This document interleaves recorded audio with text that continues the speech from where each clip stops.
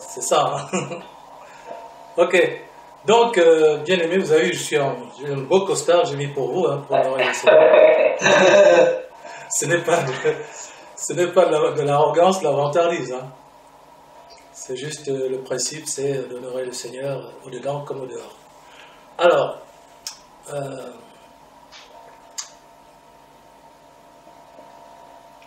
vous avez évoqué deux raisons principales. Des problèmes techniques. Mike nous a dit que, bon, il ne sait pas vraiment, mais la chanson est dans sa tête. Mais la raison pour laquelle tu ne la proposais pas, tu ne sais pas vraiment. En tout état de cause, et Janice, c'était quoi déjà? C'est la même chose que Franck. C'est-à-dire qu'il y a des difficultés techniques. Oui. Oui. Alors, donc, je vous fais remarquer, justement, bien aimé, que la seule chanson de notre répertoire, bien qu'il soit naturellement du Saint-Esprit, puisqu'elle est conforme à la vérité présente, puisqu'elle est un accusé de réception, hein, de ce que le Seigneur fait et dit en ces temps de la fin.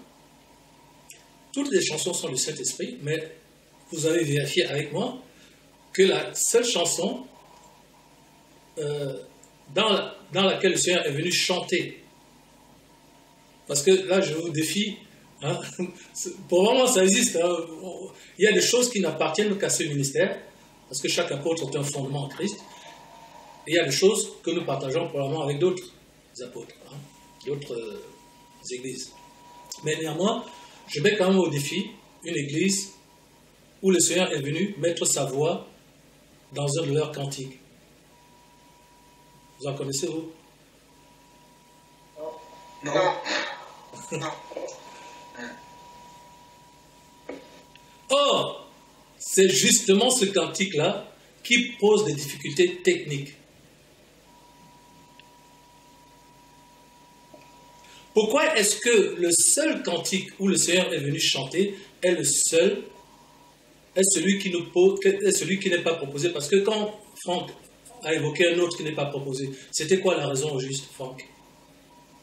Ce n'était pas la même raison que tu as évoquée ici. C'est-à-dire que l'autre, celui que tu as proposé, c'était quoi? Celui que tu as évoqué en disant qu'on ne le propose pas non plus, c'était lequel? Je t'adore, Asa. Voilà. Mais ce n'est pas pour des difficultés techniques, j'imagine. Ce n'est pas un cantique qui est difficile à approcher, à chanter. Vous êtes d'accord ou pas? Oui. Oui. Or, donc, il est avéré que le seul cantique qui est réellement difficile dans tout notre répertoire, c'est précisément celui où le Seigneur est venu chanter. Ça vous dit rien, ça? Qu'est-ce que ça vous évoque, ça?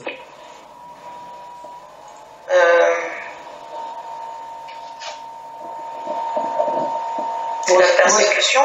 Comment? C'est une persécution. C'est-à-dire? Qui nous empêche. Sois plus clair. En fait, c'est une persécution pour nous empêcher, de la part du mal, de nous empêcher de mémoriser et de pouvoir adorer notre Seigneur avec ce cantique. Donc tu penses que c'est le mal qui introduit l'idée que c'est difficile. Je prends le thème difficile parce que, bon, si on veut résumer, Mike, lui, il n'a pas donné de raison, mais le fait est qu'il faut constater que, voilà, ce cantique n'est pas proposé, et quand on essaie de savoir pourquoi, le seul argument qu'on a entendu de ta part, ma chère, et de la part de Franck, c'est la difficulté technique, puisque tu as dit c'est la même chose pour Franck, on est d'accord? Parce que Franck Moi, ce que j'ai dit, c'est qu'il y avait beaucoup d'alléluia, et que du coup, ah oui. pour ne pas me tromper, c'est mon intelligence qui prenait dessus, je ne pouvais pas chanter avec la foi, je suis obligé de chanter avec l'intelligence. Ah oui, c'est ça. C'est ça. Il y a une difficulté technique, c'est-à-dire, il faut compter le nombre d'alléluia, donc du coup, tu préfères chanter notre cantique, on est d'accord? On est d'accord? Ah oui, Franck, et donc Janice, c'est la même chose. Bon, pour Mike, on n'a pas entendu la raison, mais le fait est que lui non plus ne le choisit pas de manière, je dirais, bon, il ne le propose pas, quoi. Il n'a pas été proposé. Là, on a l'expérience sous nos yeux. Hein. Il faut savoir souffrir pour l'amour. Voilà. Ça, c'est très bien. C'est très bien. Alors, je vais vous montrer un petit truc rigolo. Hein.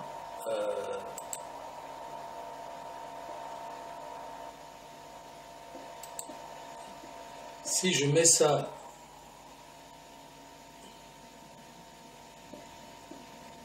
Regardez, alors on va faire... ouais, on est toujours en partage. Vous voyez le document qui est là?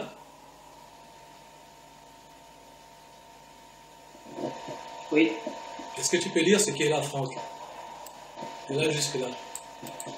Commence par demander quel cantique mes enfants veulent chanter, puis instruis-les à l'égard de mes exigences. Il s'agit de mon plaisir et non de celui qui me sert. Votre plaisir se trouve dans le mien. Dans Alléluia, Yahushua choisit notre Église pour louer son Père.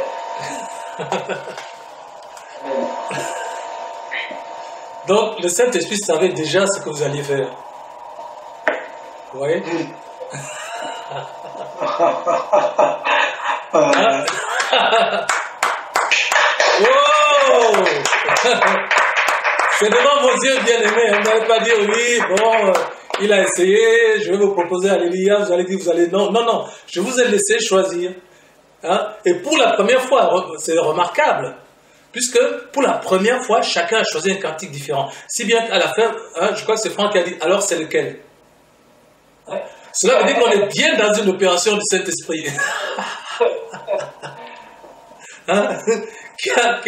Qui a démontré que, voilà, c'est-à-dire, je vais vous prouver un truc et je vais vous faire la démonstration, vous en ferez vous-même l'expérience. Parce que souvent, hein, quand je propose un cantique, tout le monde a déjà le même cantique en cœur. Hein, à cœur. Et c'est le Saint-Esprit qui fait ça. Mais aujourd'hui, le Saint-Esprit a un peu lâché pour faire l'expérience. Qu'est-ce qu'il veut alors dire? Bien-aimés, est-ce que nous chantons parce qu'un cantique nous plaît, ou est-ce que nous chantons au Seigneur ce qui lui plaît, selon que nous-mêmes, nous ne sommes pas simplement des voix qui chantent, mais des offrandes vivantes qui lui soient agréables? Donc si la question est trop longue, je résume. Hein? Est-ce que nous chantons parce que le cantique nous plaît, ou est-ce que nous chantons pour plaire au Seigneur ce qu'il veut entendre? Pour plaire au Seigneur ce qu'il veut entendre. Voilà. Tout le monde est d'accord ou pas? Oui. Donc, bien aimés, nous sommes en train de glisser lentement vers le travers habituel des églises classiques, où à un moment donné, on se met à chanter parce qu'on aime ce cantique. Quand ce cantique, j'adore ce cantique, oui, ils vont le chanter celui-là. Hein? Bon, voilà, ça c'est le cantique que j'aime, quoi. Ils vont le chanter le cantique que j'aime. Ça c'est un glissement de terrain auquel il faut faire très attention. Regardez que, bon, donc il y a deux choses ici que le Seigneur vous montre. Un, vous chantez pour mon plaisir et non pour le vôtre. Donc vous chantez ce que j'aime, quand je le veux, et non pas ce que vous voulez, quand vous voulez. Sachant que tous les cantiques viennent de moi. Mais, justement, vous ne pouvez pas un motif quelconque, pour un motif quelconque, quel qu'il soit, mettre un cantique de côté pour chanter ceux qui vous semblent soit plus abordables, soit plus faciles, soit plus agréables, etc. Quel que soit le motif que vous évoquez.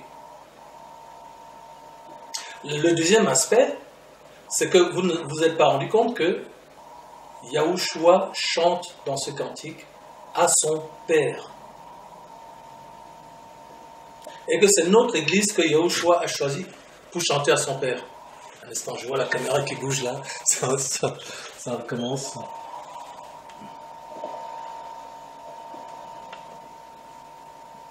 Donc, que signifie Alléluia?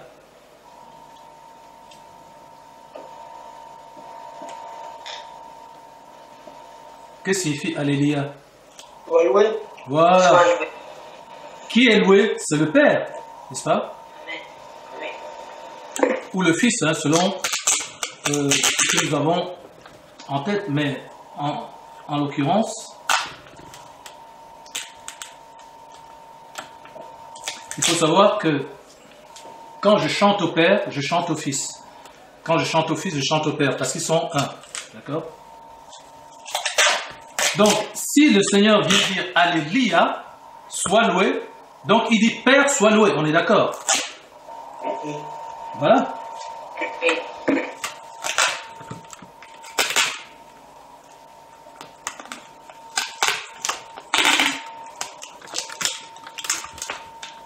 J'essaie de jouer le scotch. Alors peut-être vous allez me dire, ah bon, mais ah bon? Je ne savais pas que le Seigneur Yahushua lui-même, il chantait à son Père.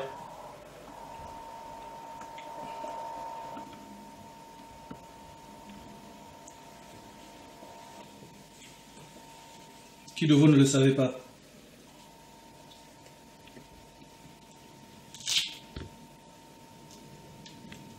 Moi, j'ai entendu Yahushua chanter dans la chanson quand on a eu l'enregistrement. D'accord. Mais là, je mentirais si je disais que j'avais... C'est bien. Ouais, c'est pareil, hein. Je me suis pas... C'est vrai que j'ai pas vu la chose comme ça, quoi. C'est qu'en fait que bibliquement, vous n'aviez pas déjà eu comment dire, vous ne savez pas de manière biblique, hein, de manière juridique, que Yahushua chantait pour son Père aussi. C'est-à-dire que vous l'aviez jamais vu dans la Bible en fait. Non. Alors je pense que c'est ça, c'est-à-dire que c'est là qu'on voit que c'est le Saint-Esprit.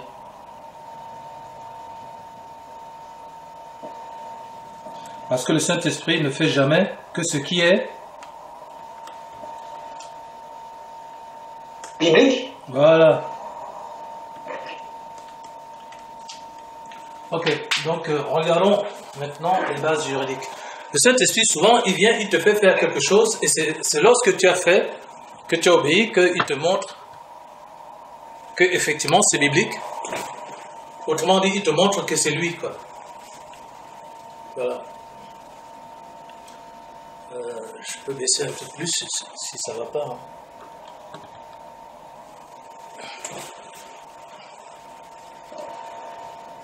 Alors, voyons ça.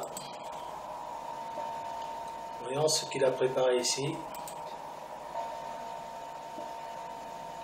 Regardez Matthieu 11, 25, donc. On va regarder un certain nombre de bases juridiques à cet effet. En ce temps-là, Yahushua a pris la parole et dit « Je te loue, Père, Seigneur du ciel et de la terre, de ce que tu as caché ces choses aux sages et aux intelligents, et de ce que tu les as révélées aux enfants. » Donc, continuons. Donc, la réprimande qu'il adresse aux églises classiques, c'est ça. C'est qu'on arrive à un moment où il dit, regardez le verset 23, « Éloignez de moi le bruit de tes cantiques. » C'est-à-dire que là, ce n'est plus mes cantiques que je t'ai donnés, ça devient tes cantiques, quoi. Est-ce que vous voyez un peu le truc?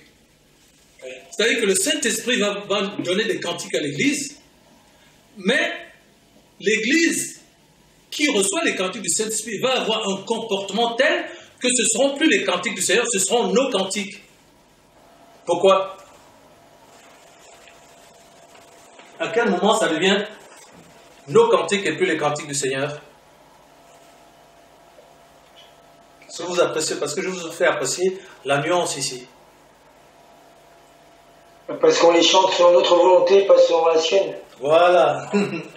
Merci l'évêque. Vous voyez comment ces choses sont subtiles? Oui. Voilà. Et il y a des millions d'églises comme ça, ils disent, mais ça vient du Seigneur, on loue le Seigneur, tu vois pas, c'est beau, il y a la musique, etc. Mais le problème, c'est que pour le Seigneur, ce sont vos cantiques. Et c'est pour ça qu'il y a des milliards de croyants qui n'entreront pas. Parce que ils sont de la juridiction de Matthieu 7, 21 à 23. N'avons-nous pas chanté des cantiques? N'avons-nous pas chassé les démons? N'avons-nous pas fait beaucoup de miracles? N'avons-nous pas bâti des églises? Oui, mais je ne vous ai jamais connu. Vous avez fait vos églises, vous avez fait vos cultes, vous avez fait vos adorations, vous êtes adorés vous-même. Vous avez été vos propres dieux, quoi. Et regardez le verset 24. Mais que la droiture soit comme un courant d'eau et la justice comme un torrent qui jamais ne tarit. C'est quoi la justice? Parce que j'ai vu que vous travaillez sur les définitions. Les œuvres. Voilà. Les œuvres. Donc, en l'occurrence, les œuvres de qui? De Yahweh. Voilà. Par opposition à celle des hommes. La chair. À celle de la chair. Dans l'église, quoi. C'est-à-dire qu'avec les cantiques du Seigneur, on peut se retrouver à faire les œuvres des hommes, les œuvres de la chair, et non pas celles du Seigneur. La subtilité du Saint-Esprit. Ça, c'est cette nuit que j'ai reçu ça. Et ce matin, comme d'habitude, j'ai reçu le texte que vous avez là sous les yeux. Ce document-là, c'est ce que je vous raconte. C'est cet après-midi que je l'ai reçu. Parce que maintenant, c'est ça que le Seigneur fait. Et plus on avance vers lui, et plus il y a de la programmation. Et moi, maintenant, j'ai compris, quoi. Je ne panique plus. Non, j'ai compris. Parce que jusqu'à hier soir, j'avais rien. J'ai dit, mais ah bon? Il y a l'église demain, on fait quoi, là? Ah oui. Voilà. On fait quoi? Voilà, quoi. Et donc là, il faut que je mette ma foi en pratique. Hein? La foi de l'apôtre. Pour croire que, bon, ben demain, un calcul à peu près vers 14h, c'est là qu'il va te dire, va t'asseoir, quoi. Et c'est ça qui s'est passé. Je dis, mais il faut que j'aille prendre mon bain, que je prépare et tout, quoi. Je vais vous dire, j'ai terminé ce document, il était 14h50. Hello!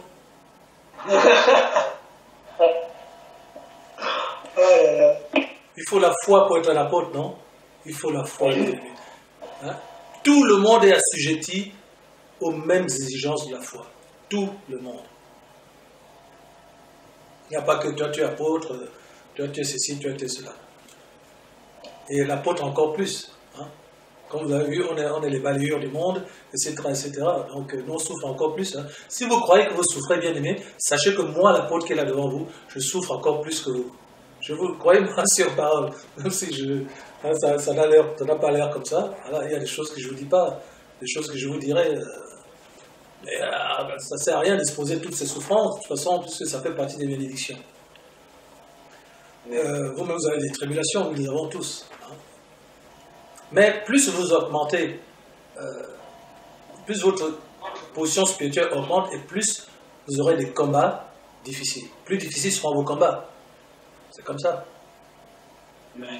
Quand quelqu'un a été entraîné pendant 3 ans pour combattre dans une arène, ben, on ne lui envoie pas des gamins avec des bâtons pour se battre. Hein. Voilà. On le pose aux combattants les plus chevronnés de la Félicie et de Rome. Parce que le Seigneur est juste. C'est que tu peux gagner des victoires plus importantes parce que tu as eu un développement conséquent. Amen. Donc on peut commencer avec les œuvres du Seigneur et finir avec les œuvres des hommes. C'est ça le problème des 3/4 des croyants. Les 3/4.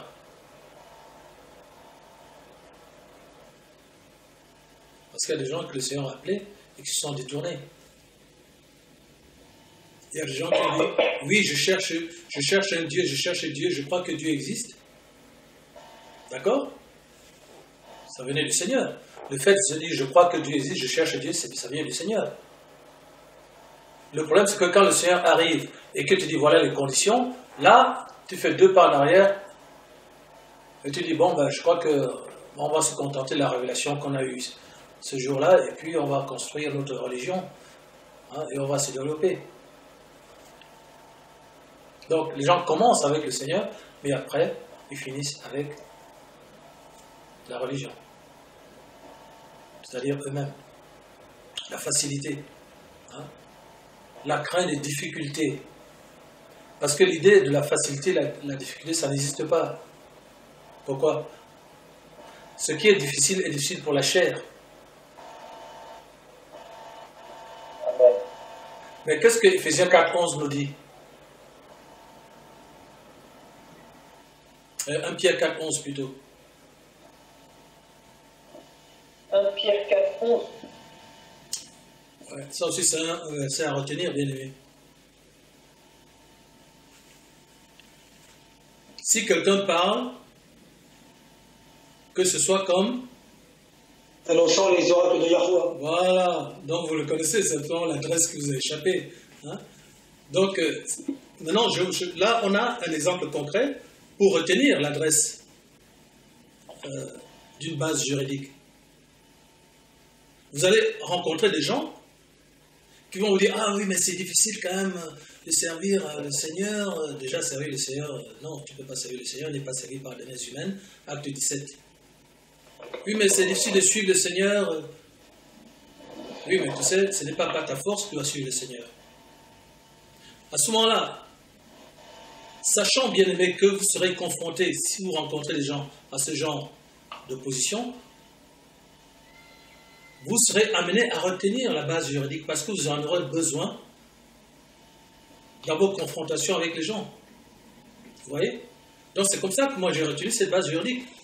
Parce que ça revient tout le temps. Les gens vous disent « Ah, c'est difficile. Oui, mais j'essaie, j'y arrive pas. Même quand j'essaie de parler, d'enseigner. » Voilà. Mais ce n'est pas par ta force. Voilà, et là, on retrouve les bases juridiques avec leurs adresses parce qu'on utilise régulièrement ce texte dans les confrontations avec les gens. Vous voyez?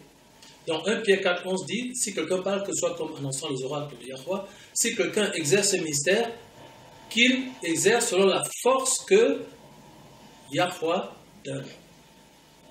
Amen. Voilà.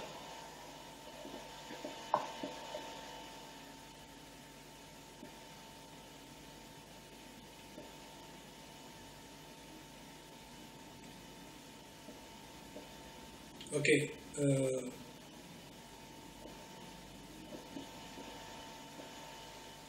Donc, en l'occurrence, le principe de la facilité et la difficulté ne se justifie pas dans la dimension spirituelle. Les apôtres eux-mêmes ont opposé ce genre d'argument au Seigneur à plusieurs reprises. Mais Seigneur, mais qui peut être sauvé? Hein? Parce qu'il ne faut pas répudier sa femme, il faut pardonner 77 fois, 7 fois, etc., etc. Et le Seigneur répondait, à l'homme ce n'est pas possible, mais non à Yahweh, car tout est possible à Yahweh. Cela veut dire que ce n'est pas par vos œuvres, par votre potentiel humain, que vous pourrez être agréable à mon Père. Le Père lui-même le sait. Le Père sait que nous sommes faibles, que nous sommes que poussière. C'est écrit. C'est pour ça que justement il a envoyé le Saint-Esprit, afin que si nous manifestons notre volonté de lui plaire, si nous veillons à renoncer à lui-même, eh bien, il y aura à notre disposition la puissance d'accomplir ce désir de plaire au Père. Donc, la chair va dire, mais non, mais c'est dur, mais il faut encore faire ceci, il faut retenir cela. Voilà. Mais ça c'était fait exprès. Le fameux Alléluia, c'est fait exprès. Il est plus long que les autres, il est plus difficile à chanter, il faut compter le nombre des Alléluia. C'est pas évident, mais justement, c'est parce que ce n'est pas, comme disait justement Franck, par la dimension intellectuelle qu'il faut le faire, ni selon vos possibilités mentales. Et que quand vous abordez ce champ-là, où le Seigneur met sa voix, où il a donné un texte par l'intermédiaire de Franck, eh bien, bien plus encore que pour les autres, il va falloir s'abandonner au Saint-Esprit. Amen. Et puis vous pouvez trouver un moyen, hein? On va faire un essai. Vous pouvez dire, bon voilà, j'en fais 4, des Alléluia, et puis à la fin j'en fais un 5e, Alléluia, Alléluia. Oh, 1, Alléluia. Oh, 2, Alléluia. Oh, 3, Alléluia. Alléluia. Voilà. J'en fais 4. Et je chante, non? Je chante. D'autant que c'est dans What? Oui. What? Vous avez entendu ça comme moi? Oui. Moi, j'ai entendu aussi. Non.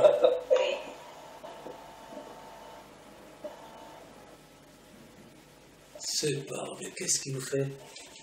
Qu'est-ce qu'il nous fait? Alors, vas-y, allez-y, répondez-moi. Qu'est-ce qui se passe?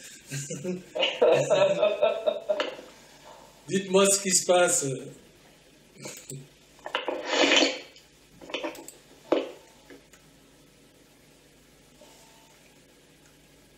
Vous avez reconnu sa voix ou pas? Oui. Voilà, c'était lui. C'est lui. il confirme, comme il a toujours fait, son enseignement dans cette église. Maintenant, je vous pose la question. Est-ce que vous croyez que vous êtes n'importe qui? Non. Chaque fois qu'on vient ici, qu'on se rassemble, le Seigneur manifeste sa présence, il manifeste sa gloire. Il y a des miracles. Moi, je sais, moi, j'en perds les mots, parce que là, c'est moment, il faut juste se taire et adorer, quoi. Voilà, quoi. Amen. Applaudissons le Seigneur. Amen. Amen. Parce qu'à ce moment-là, j'ai plus envie de parler. Oh! Oui! Amen! Amen. Le Seigneur est en train de confirmer ce qu'il m'a envoyé faire. Dès qu'on commence à chanter ce refrain, il chante, quoi. Il ne peut pas résister. Et le Seigneur, dans cette chanson, il ne chante pas qu'on appelle ça, la partie... Couplet. Voilà, il ne chante pas le couplet, il chante le refrain. Parce que Alléluia, c'est mon Père, sois loué mon Père. C'est ça qu'il fait dans cette chanson, c'est lui. Il est venu faire ça. C'est-à-dire que la chanson que vous voyez là, il la chante à son Père dans les cieux, bien-aimé. Et ça résonne, et le Père dit, mais c'est l'église de Yahushua. Le Fils dit, oui Père, et je le chante avec toi, je le chante pour toi dans l'église de Yahushua, dans ton église de Yahushua. Et le Père est heureux parce que son Fils chante. Et son Fils chante dans l'église de Yahushua. Donc nous sommes une église bénie de notre Père. Nous sommes une église connue et reconnue, célèbre dans le ciel.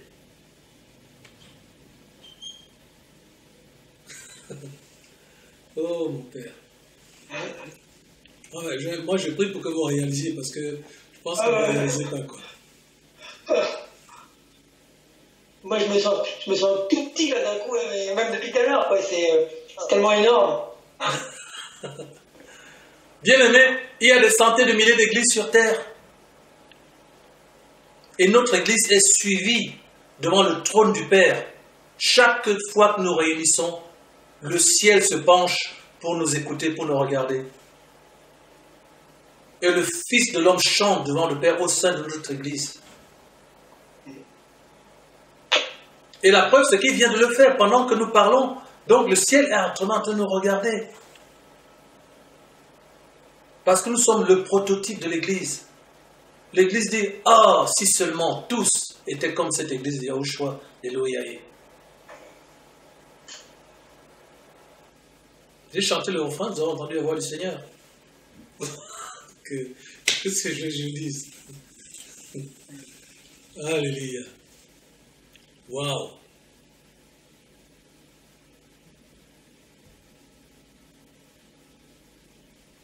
Donc, regarde Colossiens 3,16. Regarde. Quand on dit regarde, c'est chacun. Individuellement. Vas-y, Franck. Que la force de Yahushua habite parmi vous abondamment.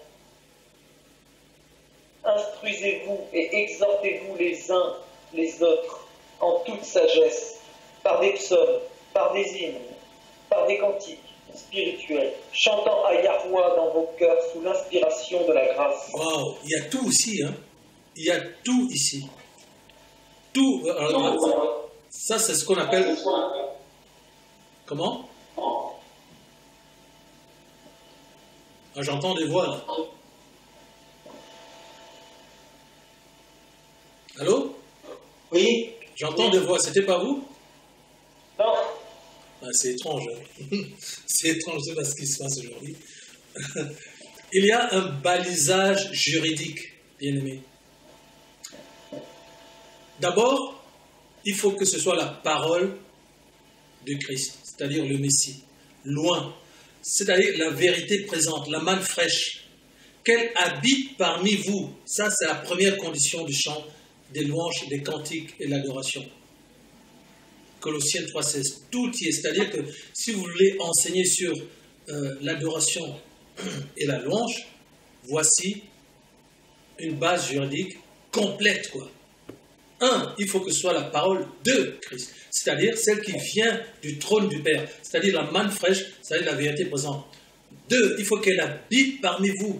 Ce n'est pas juste des gens qui se rassemblent pour chanter, parce qu'on est rassemblés, il faut chanter. Non, il faut qu'elle habite, c'est-à-dire des gens qui sont déjà la parole vivante, des gens qui ont l'expérience de la parole de justice. Amen. Donc, je suis heureux que ce soit filmé parce que, bon, il y a de quoi faire un PDF. Hein, parce que sinon, il faudrait l'écrire. Donc, première condition, il faut que ce soit la manne fraîche. Deuxième condition, il faut que ce soit des gens qui vivent de la parole. Que cette parole soit une arme dans votre vie, dans votre existence quotidienne. Qu'elle soit d'usage dans vos expériences quotidiennes. Ensuite, il faut qu'elle vous instruise. Instruisez-vous et exhortez-vous. Il faut que lorsqu'on entend vos cantiques, qu'elle nous instruise, qu'elle nous enrichisse, qu'elle nous dise dans quelle saison nous sommes. Et qu'elle montre comment vous offrez un accusé de réception au Père. Qu'elle montre que vous êtes divinement connecté. Qu'elle montre que vous êtes dans la bonne fréquence. Et qu'elle montre que vous accomplissez ces œuvres. Et que, effectivement, vous vous sentez exhorté par ces cantiques. En toute sagesse. La sagesse, c'est la haine du mal. Et l'intelligence, c'est l'éloigner du mal. Et quand on parle de la crainte de l'Éternel, c'est la sagesse. La crainte de l'Éternel, c'est s'éloigner du mal. Ou la crainte du mal. Par des psaumes, par des hymnes, par des cantiques spirituels. Voilà, c'est ça le mot-clé ici que j'ai souligné. Spirituel, c'est-à-dire qu'il soit conduit, qu'il soit conduit par le Saint-Esprit, mais conduit par le Saint-Esprit signifie initié par le Saint-Esprit. Est-ce que vous voyez la nuance? oui. Parce que si c'est initié par le Saint-Esprit, cela veut dire que ce sont des cantiques du Saint-Esprit, mais c'est encore au Saint-Esprit de choisir lequel il faut chanter, d'accord? Quand il faut le chanter et comment il faut le chanter. Oui. Vous voyez comment ces choses sont précises? C'est une technologie spirituelle. Hein? Voilà, quand vous prenez une caméra vidéo, ben, elle est fabriquée avec une technologie.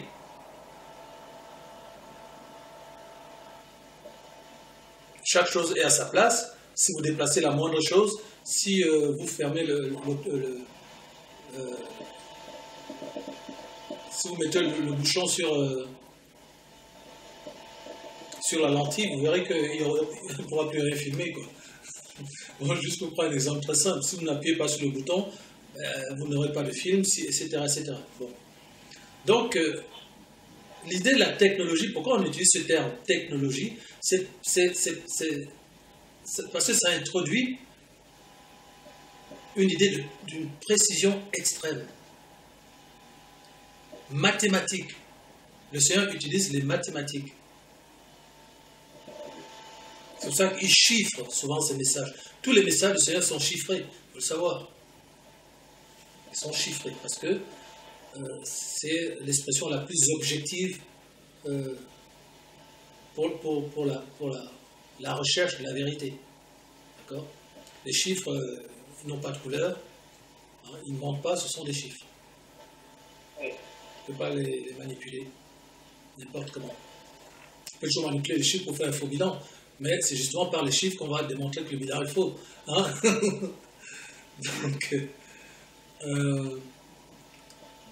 Donc la condition clé ici, c'est les cantiques spirituels, chantant et Yahweh dans vos cœurs. Voilà. C'est pas dans la tête. C'est pour ça que Franck n'était pas content en disant « Ah, mais je me retrouve à ne plus être connecté, mais à chanter de manière intellectuelle. » Il a raison. Parce qu'il sait que ce n'est pas ce que le Seigneur attend. Et c'est cette condition ici qui est écrite, chanter dans vos cœurs. Amen. Sous l'inspiration de la grâce. De la grâce, c'est-à-dire, ce n'est pas par vos œuvres, c'est par la grâce. Est-ce qu'il y a des questions par rapport à ça ou est-ce que tout est clair? Enfin, tout est clair, on peut toujours approfondir les choses. Questions, commentaires? Oui, c'est sa volonté, selon sa volonté. Amen, c'est ça. Ça, ouais, c'est... Exactement. C'est ce que nous avons vu là.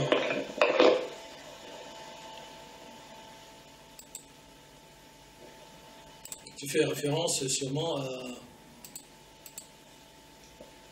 1 Thessaloniciens. Je fais référence à une révélation que le Seigneur m'a donnée cette semaine. Oui. Et qui m'a confirmé hier soir et ce matin à 6h. Vas-y. Donc, ce qui s'est passé, c'est que hier après-midi, j'ai commencé à avoir très mal à l'œil gauche et c'était plus tenable en fait. D'accord. Et ce que j'ai fait, c'est que j'ai commencé donc à prier pour chasser le mal, mais ça marchait pas, ça n'a pas fonctionné. Alors que d'habitude, quand j'ai mal, je demande notre Père. Et les maux de tête disparaissent, comme notre poids les brûlures, enfin, voilà. Il y aurait des tas d'exemples qu'on pourrait donner. Et là, hier soir, ce qui s'est passé, c'est que le Seigneur m'a donné la révélation de comment il voulait me guérir en fait. En faisant envoyer un message de la sœur Janie. Hier soir, elle m'a envoyé un message, je ne sais plus quelle heure, minuit et quelques, pour me demander une précision sur la réunion de vendredi. Oui.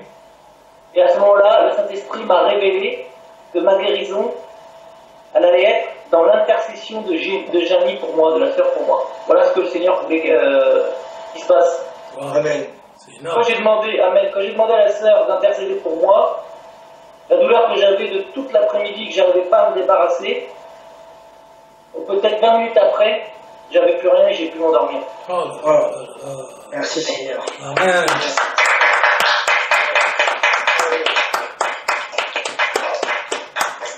Le Seigneur m'a montré en fait que sa volonté c'était de me guérir, mais selon sa volonté, de passer comme lui il avait décidé que ça devait passer.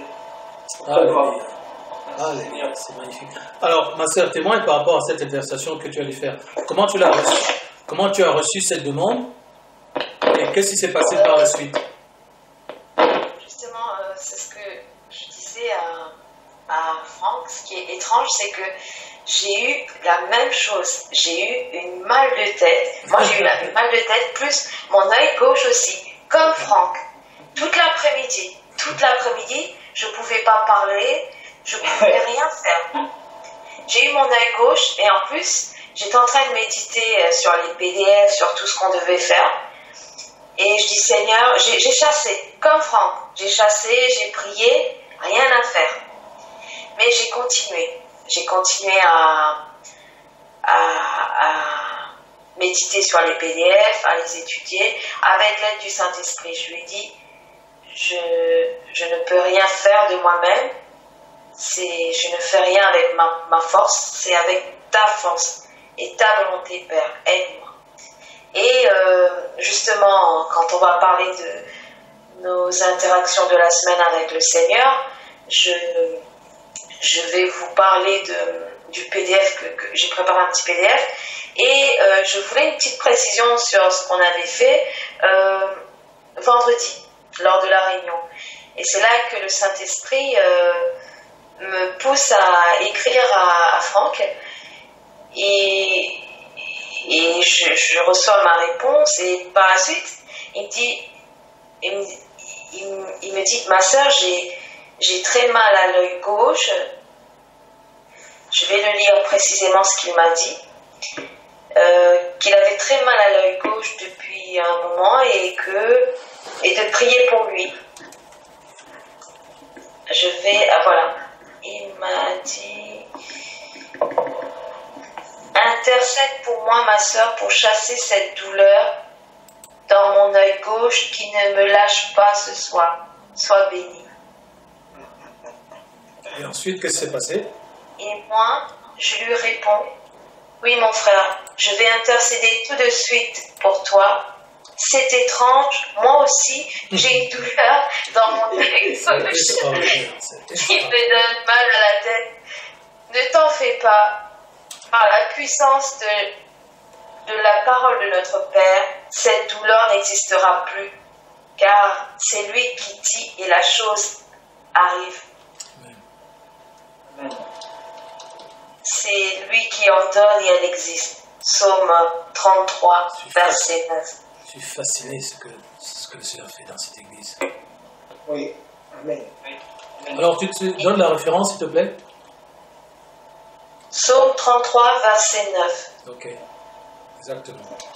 Et Franck, ce qui est étrange, c'est avant de me coucher, je voulais t'envoyer un message pour être sûr que ton œil allait bien comme moi, parce que au moment que j'ai intercédé pour toi, et après j'ai prié pour moi à la fin, j'ai dit Père, je prie également pour moi, parce que à force de penser à ta douleur, j'ai oublié ma douleur. C'est merveilleux ce que le Seigneur a fait. Wow. C'est au moment que j'ai commencé à prier pour Franck et ressentir la douleur, cette peine qu'il avait, je me sentais, j'avais mal à l'œil, mais je passais au-dessus de cette douleur. Wow. Et à la fin, quand j'ai fini de prier, je dis Seigneur, je te remets le frère entre tes mains, protège-le et que ta main puissante le guérit. Je sais que tu as déjà commencé à le guérir et j'ai commencé à citer les versets. C'est croyez que vous l'avez reçu et vous le verrez s'accomplir. Et j'ai dit merci Père. Et quand je suis partie quoi que ce soit que vous demandiez en priant, croyez que vous l'avez reçu et vous le verrez s'accomplir. Amen. Et c'est quoi l'adresse? Je ne le connais pas par cœur. Ah, c'est-à-dire que tu connaissais le verset mais pas l'adresse. C'est ça? Exactement. Tu as dit la parole comme ça, quoi. Oui. Ok. Donc, vous voyez la différence, quand on parle au Seigneur, on n'est pas obligé de mettre l'adresse parce que, évidemment, il sait de quoi tu parles, avant même que tu le dises. Mais c'est quand tu enseignes d'autres personnes que ces personnes ont besoin de référence. Amen. Alors, je suis en train de regarder d'autres choses ici. Et c'est marrant, Franck, quand tu dis 20 minutes après, une vingtaine de minutes après, tu as pu t'endormir. Voilà. C'est reparti. Ok. Donc là, on a le caméra qui est branché au système, à la prise électrique. Donc, on n'est pas censé avoir un problème de power. Par contre, là, je deviens lilliputien. Là, je peux remettre la caméra au centre, voir ce que ça donne.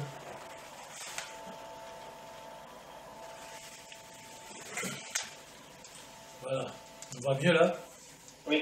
Ok. Very good. Donc nous en étions à cette opération du miracle.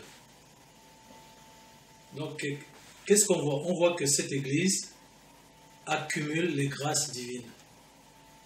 Nous venons d'assister, dans cet exemple, entre Franck et Janie, à une opération de miracle.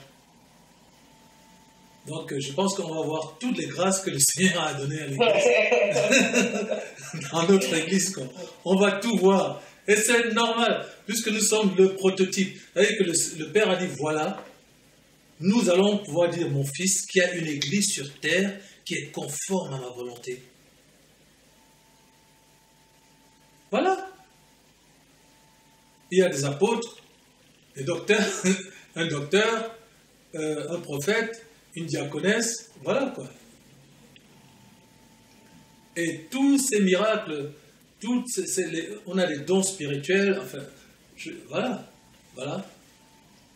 Donc ça c'est extrêmement encourageant, moi je trouve, hein, c'est pas pour vous, mais moi je trouve que c'est extraordinairement encourageant de pouvoir vérifier non seulement la présence du Seigneur, mais la confirmation de sa volonté parfaite. Et je suis très heureux, bien aimé, que nous ayons pu construire ce que nous avons construit. De ce que nous sommes réellement la matrice de l'Église. Je parle de l'Église globale.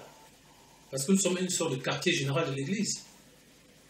C'est-à-dire que si on cherche une référence pour savoir comment l'Église de Yahushua fonctionne, est-ce que notre Église peut être citée? Oui. Voilà. Oui. Amen. Amen.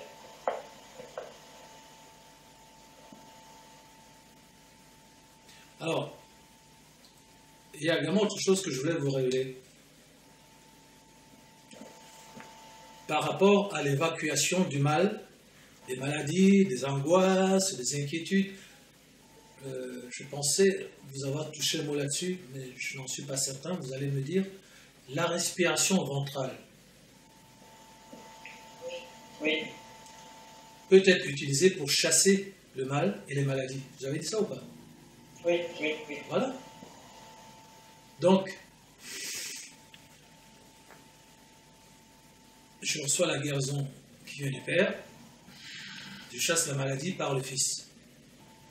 Hein? Il envoya sa parole et les guérit.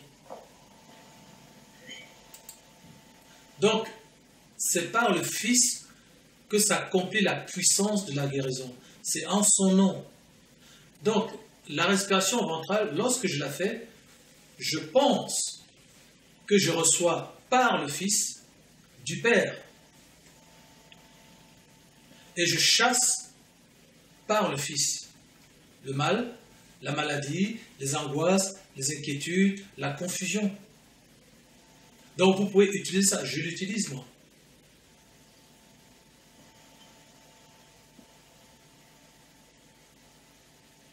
Je l'avais aussi utilisé. Voilà. Mais ça n'a pas marché parce que le Seigneur voulait faire autre chose. C'est ce que Franck a dit. Oui. C'est ce que nous avons eu dans...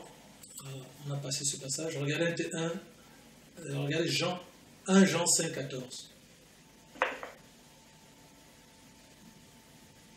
Et ça, c'est super important ce qui se passe. Nous avons auprès de lui cette assurance que si nous demandons quelque chose selon sa volonté, il nous écoute. Amen. Amen. C'est ça. Amen. C'est ça. Tu as demandé la guérison, mais il fallait que ce soit selon sa volonté. Est-ce que vous voyez une concordance avec le début de cette réunion? Ah oui. Donc il y a une unité, bien aimée, dans l'administration de la grâce. Et c'est là que les milliards de croyants sont tombés. C'est là que toutes ces églises se font recaler. Parce qu'elles entrent comme dans une espèce de magasin de jouets où, où les gamins ont tous les jouets dont ils ont toujours rêvé. Et chacun part à droite, à gauche. Moi, je vais ici. Ah, moi, c'est ça. Ah non, moi, c'est plutôt ça. C'est ça le problème des croyants. Ils oublient le papa qui dit non, non, non, non, non, non. Oui, mais papa, mais ça, tu as vu même mes copains. Non, je sais moi ce qui est bon pour toi. Je sais que voilà, tu es arrivé dans un magasin qui est plein de jouets partout, tout ce que tu aimes, donc tu perds un peu la tête là. Moi, je suis là pour te ramener sur terre. Hein? Je sais ce qui est bon pour toi, je suis ton père. Oui, mais papa! Oui, mais ça! Ouais. Après, tu vas le prendre, tu vas arriver à la maison, tu vas dire, oh, j'aime plus celui-là.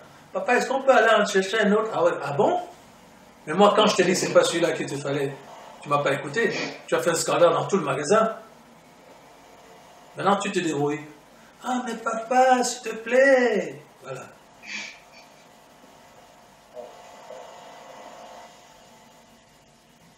C'est exactement de cela qu'il s'agit. Nous sommes des enfants et nous avons des écueils à franchir. Ne pas tomber dans l'orgueil spirituel. Ne pas tomber dans le comportement qui consiste à prendre tout pour argent comptant. Et on vient de le voir, avoir toujours le souci de l'obéissance. Donc vous voyez, le Seigneur vous a repris sur le choix des cantiques, mais il vous célèbre par cet exemple de soumission au Saint-Esprit dans une situation où il vous tient. Maintenant tu as mal là, comment tu vas faire pour t'en sortir? Hein? Ah, je sais que les douleurs de l'œil là, ça passe par la tête et tout, c'est super lourd, quoi.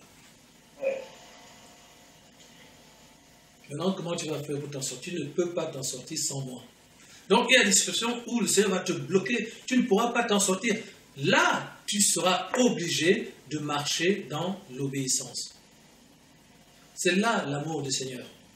C'est que le papa gâteau, là, ou gâteux, je ne sais pas comment l'appeler, gâteau et gâteux, hein? Il va dire oui, donne-lui. Mais chérie, mais surtout si à un moment, oh là là, à un moment, alors là, donne-lui, mais ne fais pas de la peine.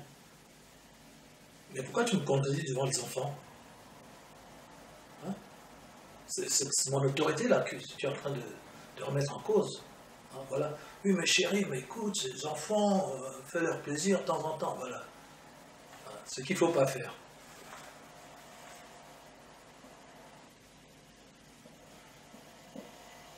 Donc le Seigneur, lui, c'est pour ça que lorsqu'on veut marcher dans l'esprit, on va paraître plus dur. On va paraître trop intransigeant, mais toi tu es trop excès du Seigneur, oh, toi tu es trop rigoureux, toi tu es trop exigeant, tu es trop ceci, tu es trop cela. C'est la chair qui parle.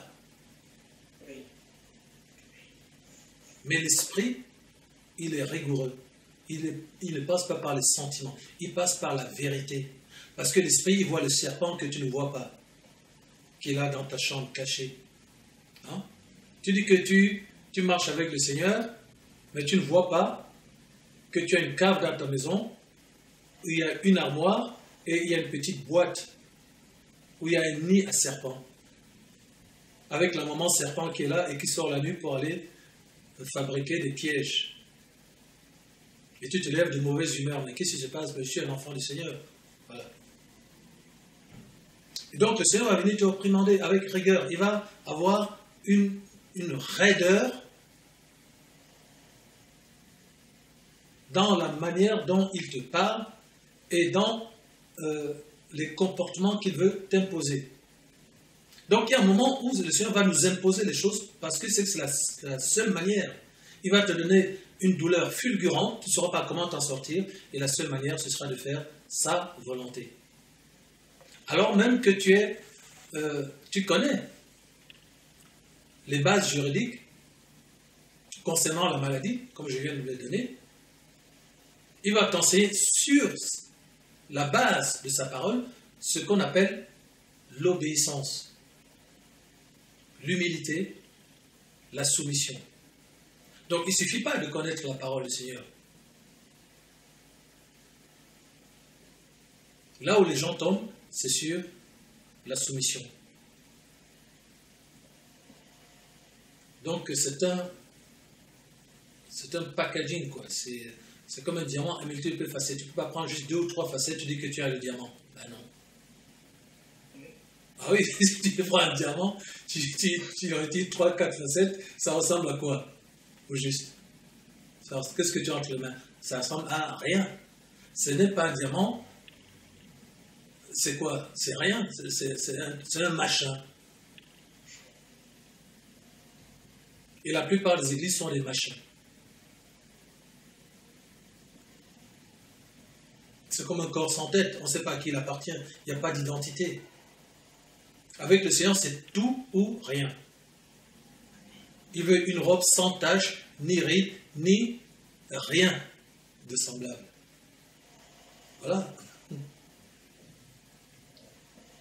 Une mouche suffit à corrompre l'huile du parfumeur. Quand on dit mouche, ce n'est pas les grosses mouches, hein. C'est les petites mouches, quoi. Voilà. Alléluia.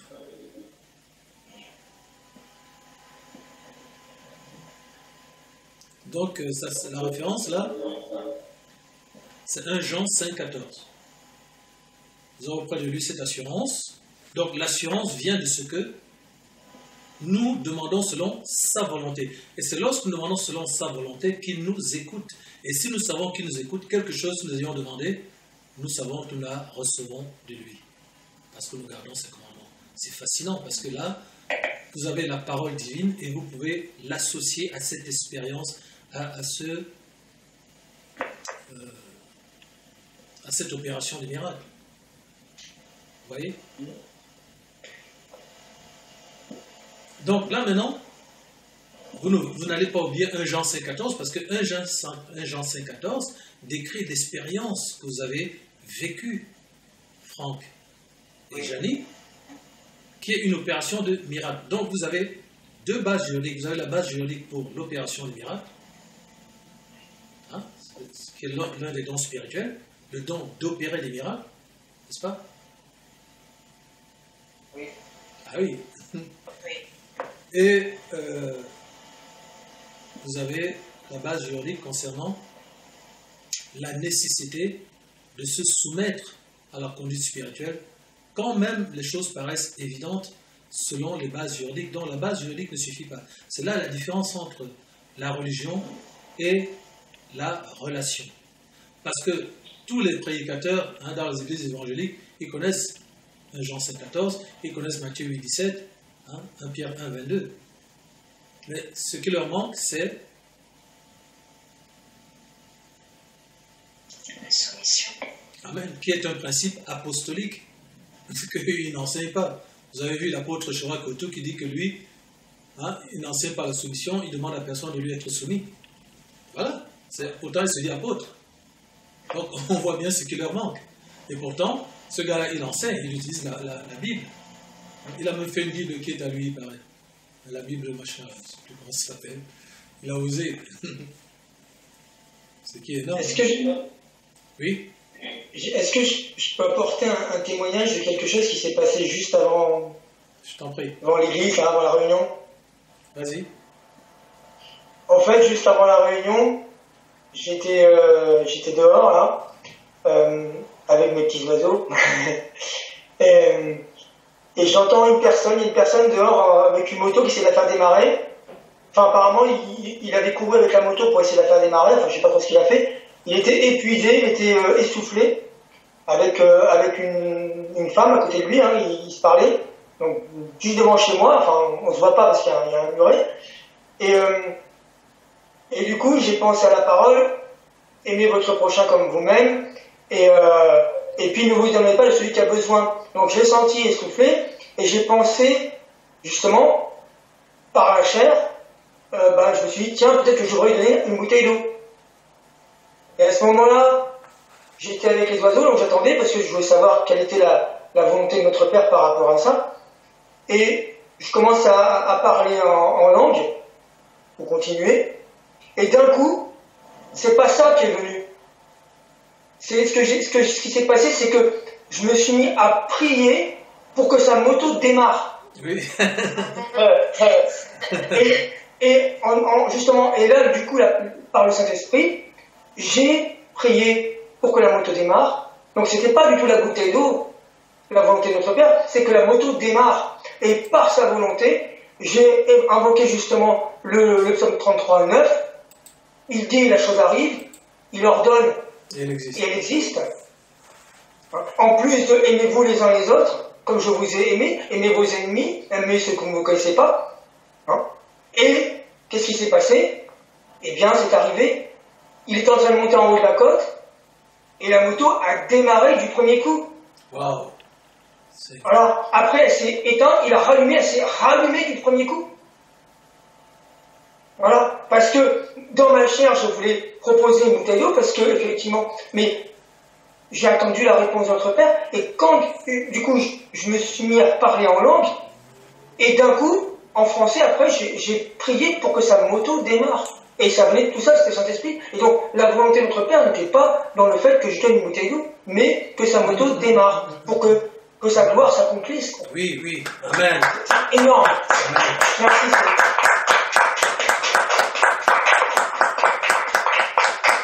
Amen. Amen. Le Seigneur m'a donné une révélation ce matin à 6 heures quand il m'a réveillé par rapport à ce qui s'est passé et ce que vient de dire l'évêque. Le Seigneur me confirme la révélation qu'il m'a donnée, puisqu'il m'a donné Jacques 2,14. Oui. Jacques On 2,14. parle de la foi avec les œuvres. Ah oui, d'accord. Montre-moi la foi sans les œuvres, je montre la foi par les œuvres.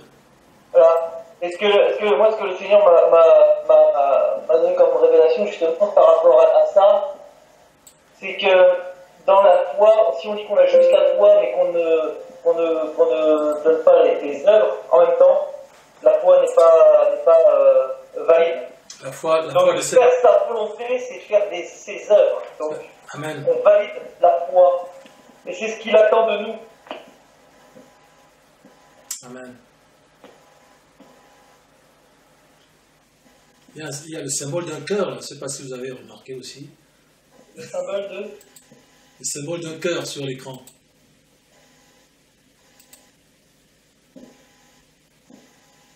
Ah oui, vers la droite. Enfin, Ah oui, c'est vrai. Ah oui. Ah, il est parti. Il revient. Ah, Seigneur. Voilà. Hein. Tout est entre ses mains. Waouh. Waouh. Donc vous voyez comment ces choses se tiennent. On a abordé l'Église en parlant de la nécessité de se soumettre au Saint-Esprit au milieu même des grâces du Seigneur qui sont à notre disposition. Et vos témoignages ne font que confirmer cette approche initiale. C'est énorme. L'histoire des oiseaux, hein, ce qui s'est passé avec Franck et Janie, tout ça revient à ce que le Saint-Esprit est venu dire au début en utilisant le cantique, quoi. C'est énorme, la conduite spirituelle. Voilà. Et moi, je ne sais pas tout ça, je ne peux pas le savoir. Nous constatons les choses en temps et en heure, quoi. In situ, comme on dit. In vivo, c'est sur le site en direct, comme on dit, live. Amen. Avec le petit cœur. Voilà, c'est l'amour. Voilà, le thème de l'amour. Le thème de l'amour. Et c'est vrai que l'obéissant, tu vois, le cœur, il va, il revient. Ouais, il va, il revient. Donc c'est quelque chose de vivant. Ça palpite, en fait. Donc le thème de l'amour se manifeste en ce que, lorsque nous agissons ainsi, nous témoignons notre amour au Seigneur. Lorsque nous nous soumettons au Seigneur, nous disons « Seigneur, je t'aime ». C'est-à-dire que nous avons à la disposition tout le jardin de l'Éden, mais lorsque nous nous soumettons à la parole du Seigneur, nous lui disons « Je t'aime ».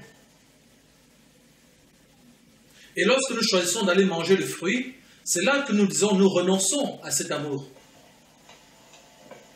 Donc la soumission est le moyen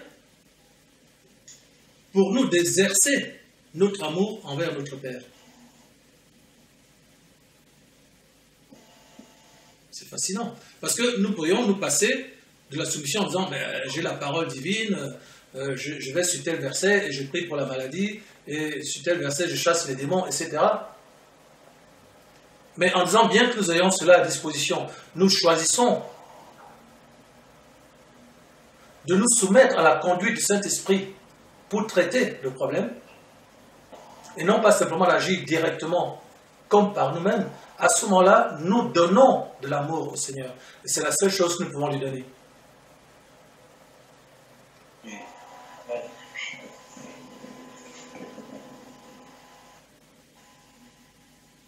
Et comme lorsque le Seigneur me réveille la nuit, en disant « Adore-moi ». Pour nous, c'est direct. Hein. Voilà, je vous l'avais dit, il m'avait dit « Tu me dois l'adoration hein. ». C'est-à-dire que moi, quand je vais dormir, souvent c'est autour de 2 heures, peut-être 3 heures. C'est pour ça que je fais la sieste. Hein. Je vais vous raconter un témoignage tout à l'heure à ce sujet. Le Seigneur, en fait, veut que je fasse la sieste parce que mes nuits sont longues.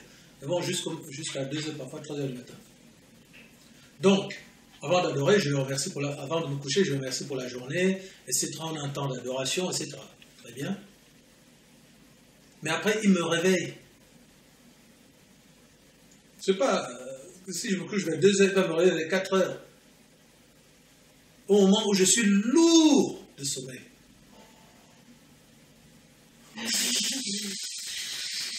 Dans les oreilles.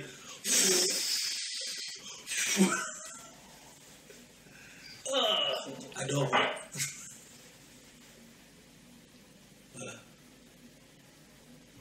C'est-à-dire que j'ai l'initiative, comme vous tous, de ne jamais aller dormir sans prier, sans adorer, sans remercier. D'accord? Très bien. Ça, c'est la base. Hein? Ça, c'est les frais fixes. Mais il y a toujours un moment où c'est le Seigneur qui prend l'initiative. Et quand il prend l'initiative, ce n'est pas pour prier pour un tel, intercède pour un tel, c'est adore-moi. C'est-à-dire, là, c'est pour lui, quoi. C'est lui et moi, il n'y a rien. À ce moment-là, c'est lui et moi. C'est tête dans le coussin. Voilà, c'est le couple maintenant, c'est l'intimité. Il fait toujours, c'est systématique. Donc, j'ai intérêt à dormir de manière raisonnablement tôt, parce que bon, si je dors à 5 heures du matin, ben, il va me réveiller à 7 heures du matin pour prier, quoi, pour l'adorer. Donc, il se fiche de savoir si tu es fatigué ou non. C'est à toi de voir. Mais, parce que, évidemment, ce n'est pas par le corps, ce n'est pas par la chair qu'on fait ces choses. C'est impossible par la chair. Impossible. Parce que tu craches, quoi. Tu te craches sur le lit, quoi. Et puis, tu dors comme une pierre, tu ronfles.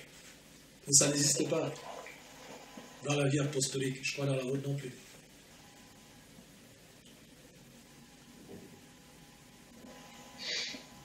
Donc, vous voyez, ce thème revient. Le thème de l'amour. Voilà, c'est pour ça qu'il y a ce cœur qui vient là, qui palpite. C'est le thème de l'amour. C'est que le Seigneur nous enseigne aujourd'hui l'amour par lequel nous recevons toutes choses. Est-ce qu'il y a assez de lumière là? Oui. Ok, tant mieux. Gloire à toi, Père. Oui.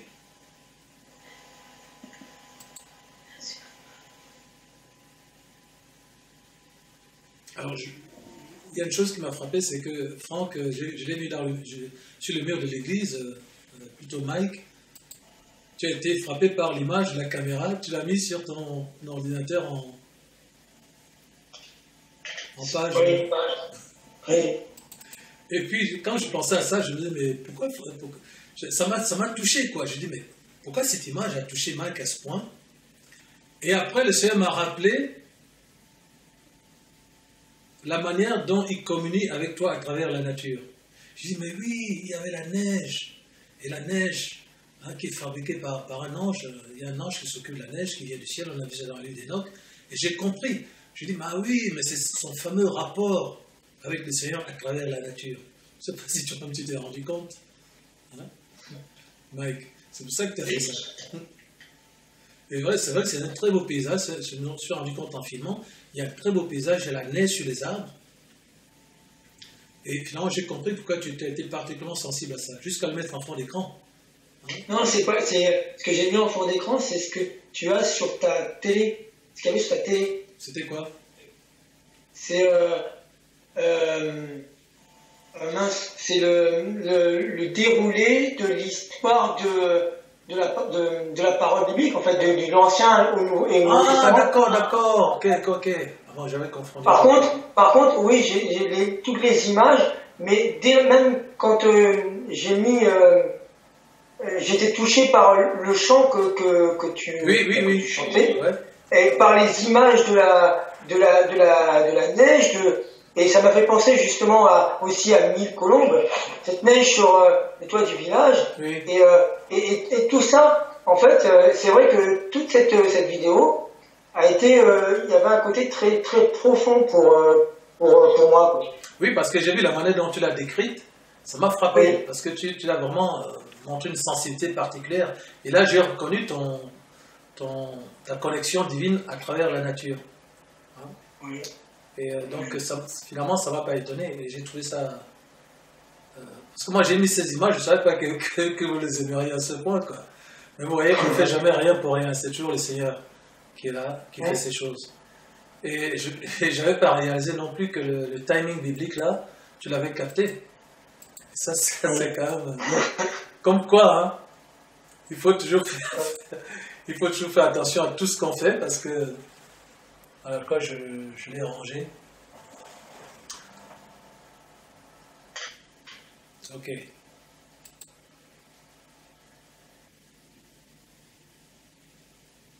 Continuons.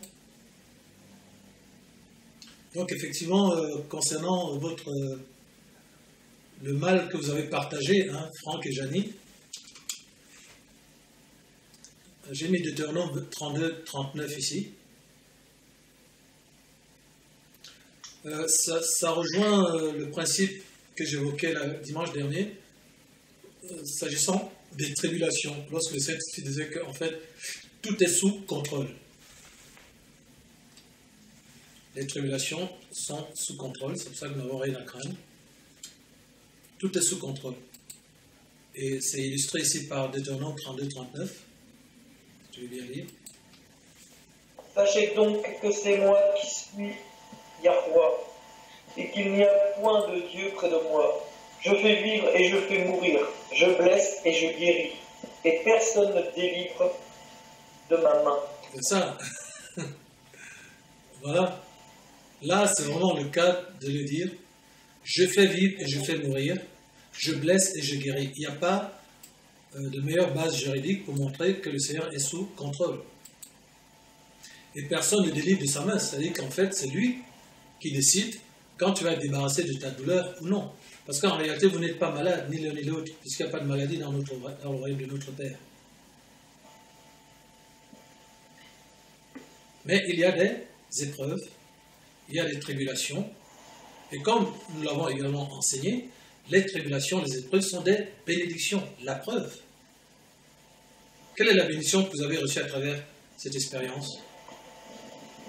Jeanne.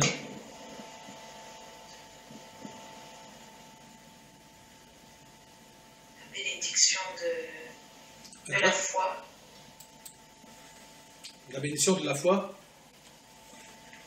Oui, c'est de ne pas douter que le Seigneur intervient à travers de nos prières et de notre demande. Je n'ai pas bien entendu ce que tu as dit. Qu'il ne fait rien? Que le Seigneur intervient dans nos prières et dans notre demande. Donc, c'est sans douter. Ça veut dire que c'est l'amour et la foi que le Seigneur voulait nous enseigner.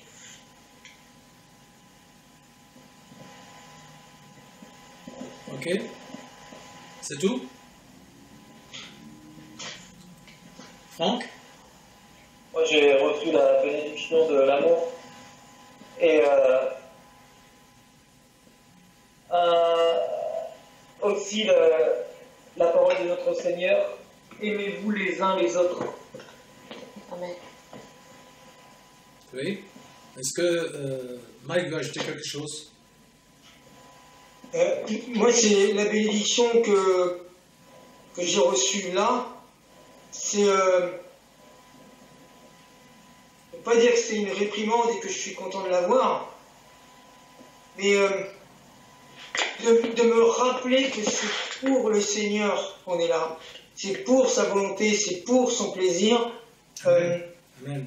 Et de voir que justement, par ces exemples qui sont vraiment typiques, de dire c'est par ma volonté et selon le moyen que j'ai choisi. Voilà. Et bien voilà, ça Voilà. c'est ma bénédiction, enfin c'est la bénédiction pour l'Église. Voilà. Il nous ramène sur le chemin étroit. Voilà. Amen. Merci Seigneur. C'est, Et pardon. voilà. Ce que dit l'évêque, c'est ça que le Seigneur voulait vous faire dire. Bien sûr, il y a la foi, Janine. Bien sûr, il y a l'amour franc. Mais réellement, ici, le point, c'était le plaisir du Seigneur. C'est la manière dont lui, il veut te bénir. C'est l'opération du miracle.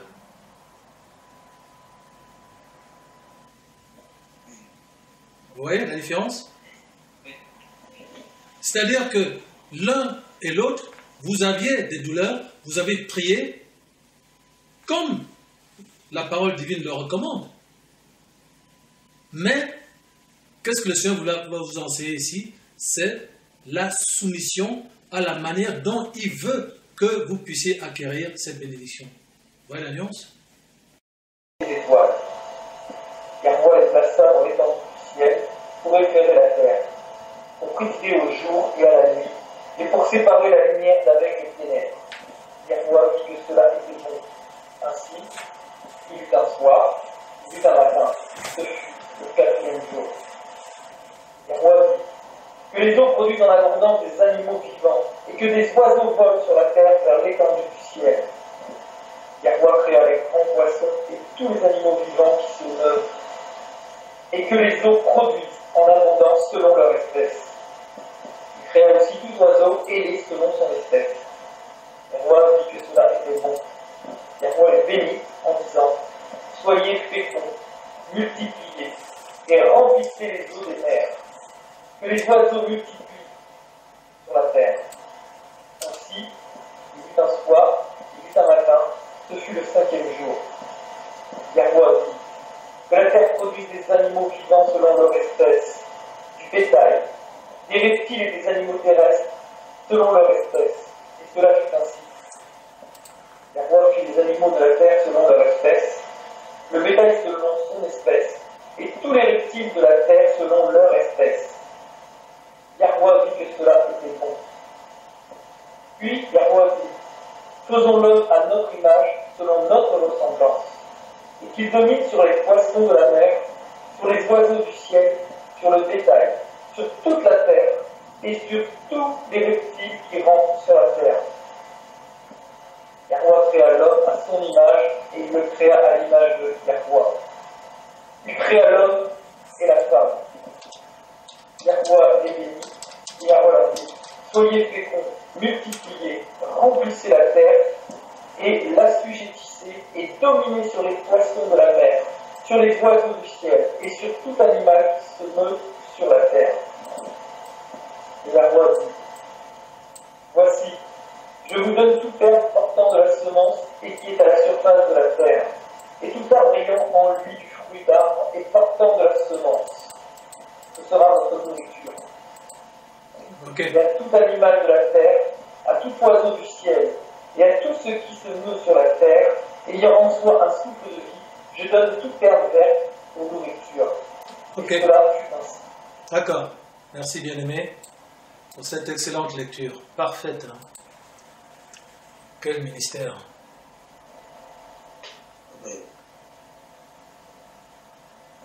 Maintenant,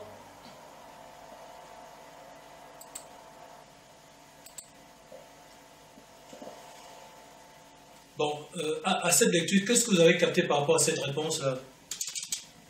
C'est quoi la différence entre les cieux et le ciel?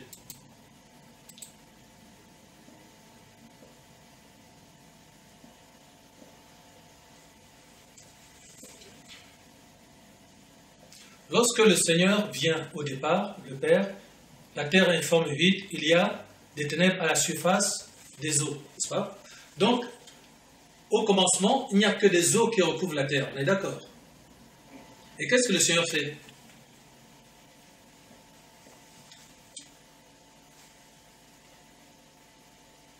Après qu'il ait dit que la lumière soit, Et la lumière fut. oui. Qu'est-ce qu'il faut au verset 7? Sépara la lumière avec les ténèbres. Oui. Qu'est-ce qu'il fait au verset 7?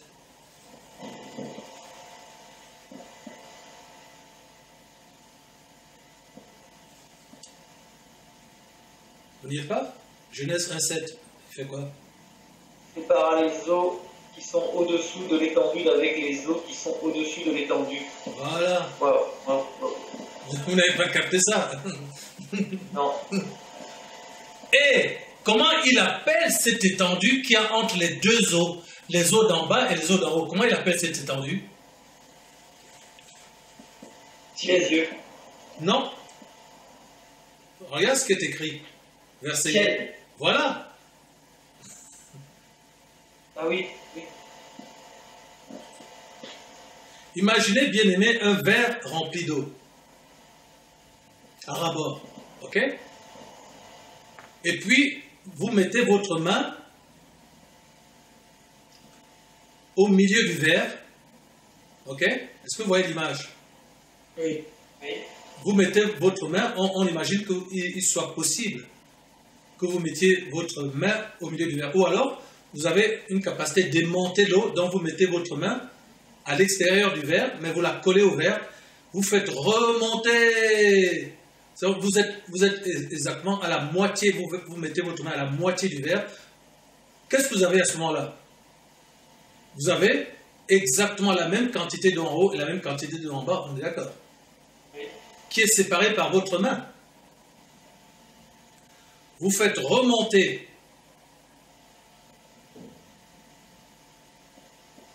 votre main vers le haut et l'eau qui est au-dessus de votre main se bloque en haut. OK? On est d'accord? Oui. Donc, il vous reste une étendue d'eau en bas. Vous faites redescendre votre main jusqu'au fond du verre et l'eau se bloque au fond du verre. Qu'est-ce que vous avez à ce moment-là dans le verre? Quelle est la configuration du verre? Vous voyez quoi? Le ciel. Oui. Oui. Amen. Vous voyez le ciel, c'est-à-dire que il y a des eaux en haut, il y a des eaux en bas. OK? Regardez le verset 9.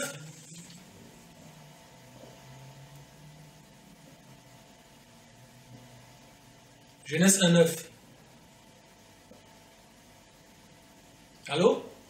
Oui. Que les eaux qui sont au-dessous du ciel se rassemblent en un seul lieu et que le sec paraisse. Et cela fut ainsi. Voilà, c'est comme ça que la terre est apparue, bien-aimée. Lorsque les eaux d'en haut, que vous avez poussées vers le haut, restent en haut, ça devient des nuages. C'est ça qu'on appelle les nuages. OK? Bah oui, c'est de l'eau, hein, les nuages que vous voyez là, c'est de l'eau. Vous voyez bien comment la pluie se forme, non? C'est lorsque les nuages deviennent tellement lourds que l'eau s'écoule. Hein? Les nuages que vous voyez là, c'est de l'eau. Donc, à ce moment-là, il y a des eaux en haut et des eaux en bas. Donc, il y a des réservoirs d'eau en haut, bien aimé. Et donc, il y a des réservoirs d'eau en bas. On a vu ça dans l'île d'Enoch. C'est ce qu'on voit ici. Que les eaux qui sont au-dessous du ciel se rassemblent en un seul lieu et que le sec paraisse. Et le sec, c'est ce qu'on appelle la terre. Et cela fut ainsi. C'est-à-dire que Yahweh a préparé en bas des réservoirs d'eau dans lesquels les eaux d'en bas puissent se retirer pour que le sec où vous et moi nous marchons puisse paraître.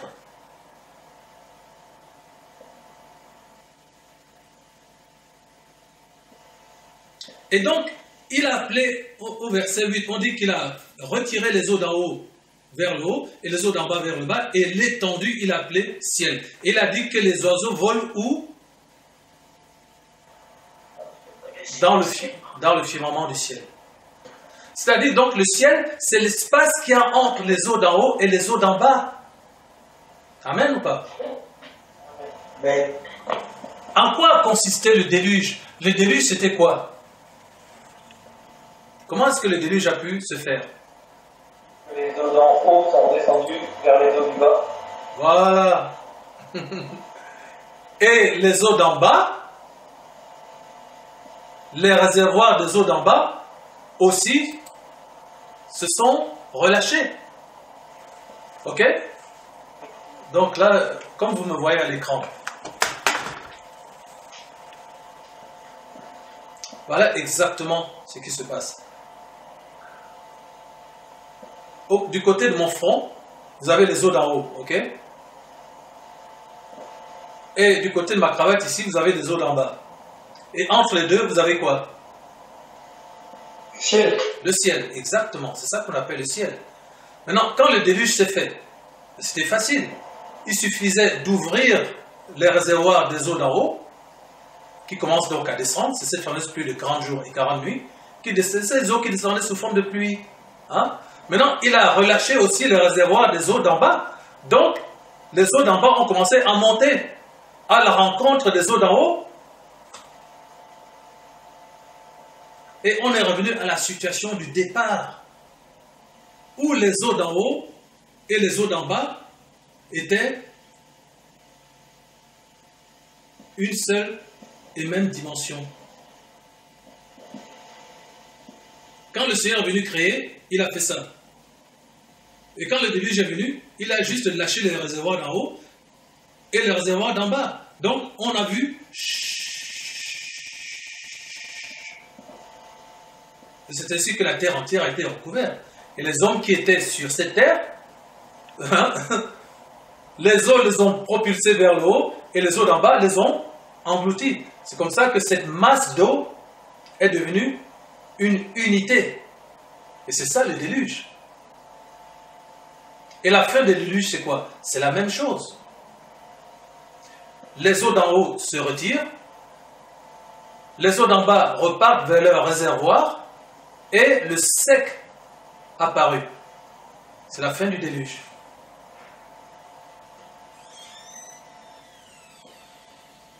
Amen. Amen.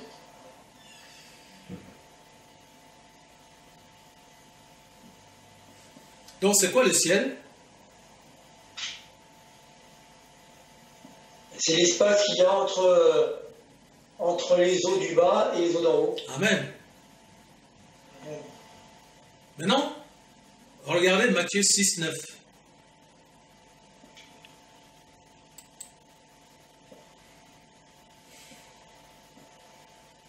Voici donc comment vous devez prier. Notre Père qui est aux cieux, que ton nom soit sanctifié. Amen. Alléluia. Voilà. C'est pas écrit notre Père qui est au ciel. Oui. Amen.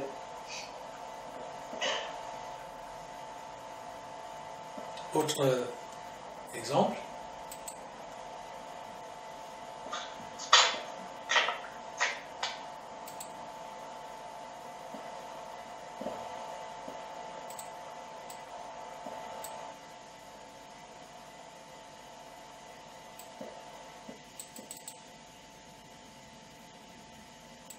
Et j'avais également ici.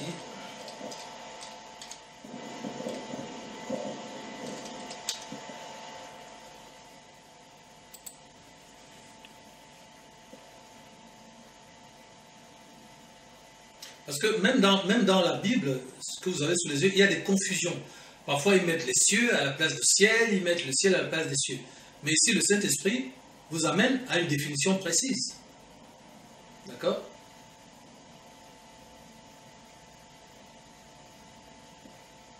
Regardez Exode 20, 24.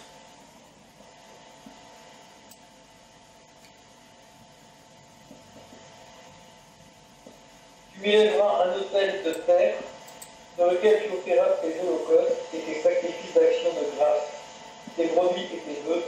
Partout où je rappellerai mon nom, je viendrai à toi et je bénirai.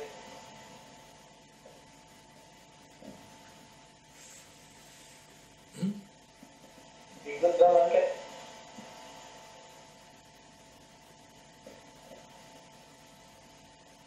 Attends, peut-être qu'il y a une erreur.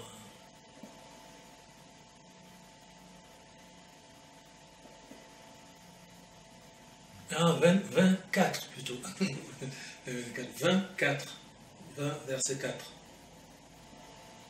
Ah, 20, verset 4, pardon. Tu ne te feras point d'image taillée, ni de représentation quelconque des choses qui sont en haut dans les cieux, qui sont en bas sur la terre, et qui sont dans les eaux plus bas que la terre. Voilà. Donc on ne veut pas que les gens aillent dire ah, moi j'ai vu Jésus-Christ, ou j'ai vu je ne sais pas qui, j'ai vu je ne sais pas quel ange, et qui est dans le ciel, et je vais faire une statue, quoi. Je vais faire une image, je vais tailler une image. Ok? Ça s'appelle l'idolâtrie. Amen. Nous, l'image que nous avons du Seigneur, personne ne l'a taillée. Hein. Même si le diable, il a essayé de m'avoir là au départ, là-dessus, en disant c'est une idole. Personne, une idole, c'est quelque chose qu'un être humain a construit. Personne n'a fait ça. C'est simplement le Seigneur qui habite en nous, qui est là. Et qui se montre. Donc ça n'a rien à voir.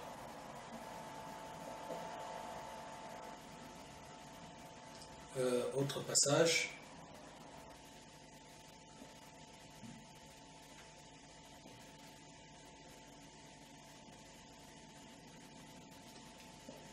Regardez 1 Chronique 16, 31.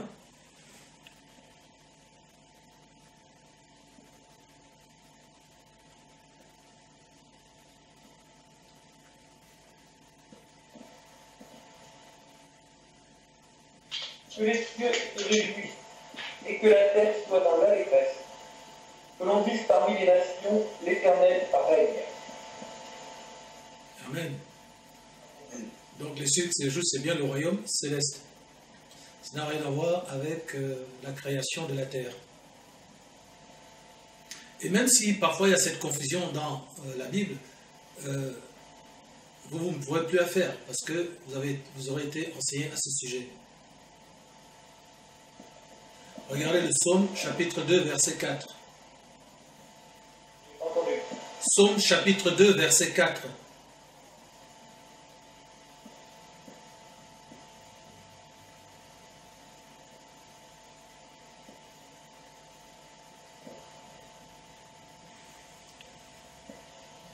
Celui qui siège dans les cieux rit. Amen. Le Seigneur se moque d'eux. Amen. Donc on sait maintenant que le Père rit aussi. Hein? Il se moque de ses ennemis. Et le Père rit. Donc le rire, c'est bien du Père. Ça vient bien de la matrice. La joie. Donc ici, dans les cieux, pas dans le ciel. Donc ici, vous êtes dans une église légale, bien aimé. Il y a des confusions que vous ne ferez plus, mais que vous entendrez faire à tous les croyants qui sont autour de vous, qui ne sont pas dans des églises apostoliques. Psaume 18, 13.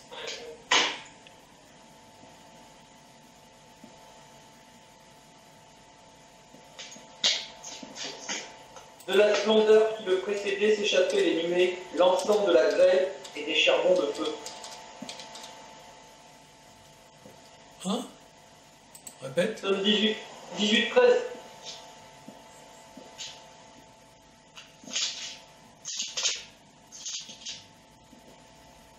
Alors sinon c'est 18, 12. Attends. C'est quoi? Qu'est-ce qu'il dit 18, 12? Il faisait des ténèbres sa retraite, sa tente autour de lui. Il était enveloppé des eaux obscures et de sombres nuages. Non, c'est pas ça. C'est pas ça.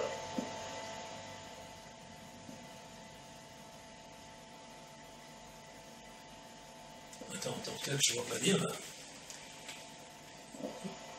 Ah non, c'est toi, hein. Psaume 18, 13 à 14. Qu'est-ce que tu as, toi? Psaume 18, 13, moi j'ai la splendeur qui précédait s'échappait, les nuées, l'encens de la grêle et les charbons de feu.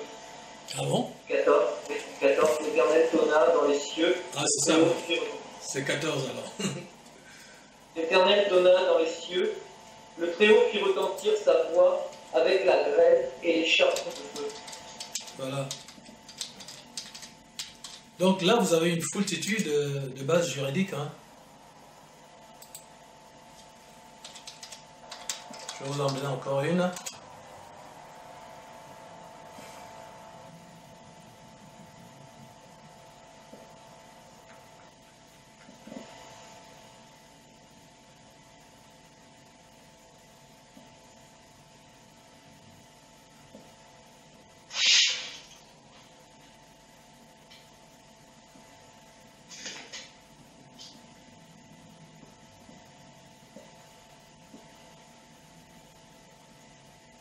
Voilà, Ésaïe 45, 8.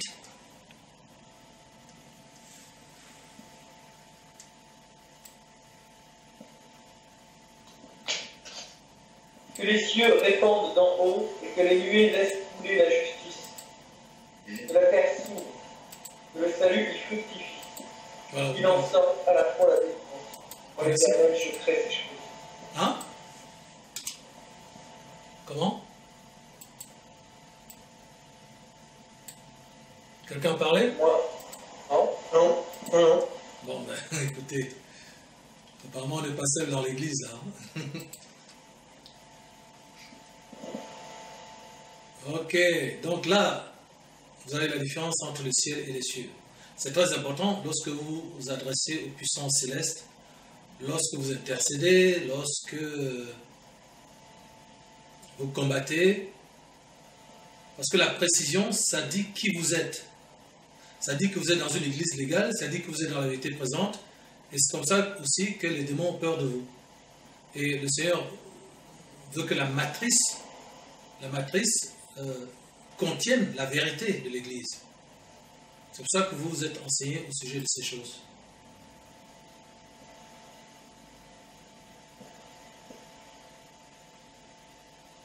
Donc, pour en revenir au cantique, à la précision, à la soumission,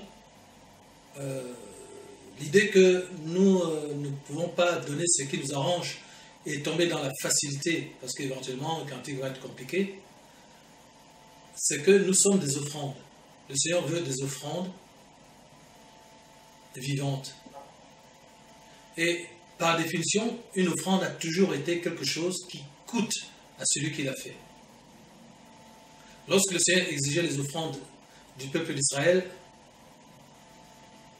à travers les Lévites, c'était toujours l'agneau mâle, sans tache. Si c'était un veau, c'était le plus beau, c'était le veau gras, c'était celui qui était parfait, quoi. Donc il y a toujours cette idée, et c'est le Seigneur d'ailleurs qui nous a montré cet exemple, que ce qui a de la valeur devant Yahweh, c'est ce qui nous coûte, c'est ce qu'il faut donner notre vie. Et c'est pour ça que Alléluia est un cantique qui est d'une approche difficile pour la chair, et qu'on ne peut aborder que par l'esprit, et pour cause. Le Seigneur lui-même le chante. Hein? Voilà. Regardons Esdras, chapitre 6, verset 10.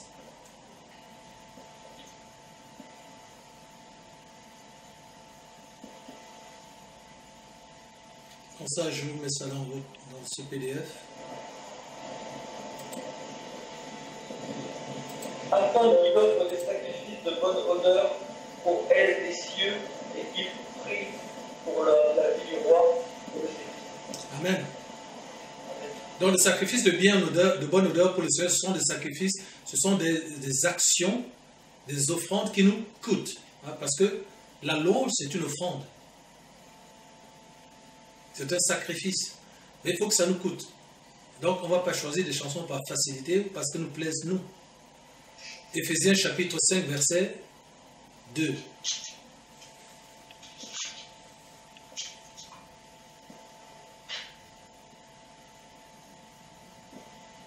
Et marcher dans l'amour à l'exemple de Yahushua, qui nous a aimés et qui s'est livré lui-même à la fois pour nous comme une offrande et un sacrifice de bonne odeur. Voilà. Amen. Amen. Donc on voit aussi que l'amour, c'est quelque chose qui consiste finalement à renoncer à nous-mêmes pour faire plaisir à l'autre. C'est même une définition de base de l'amour.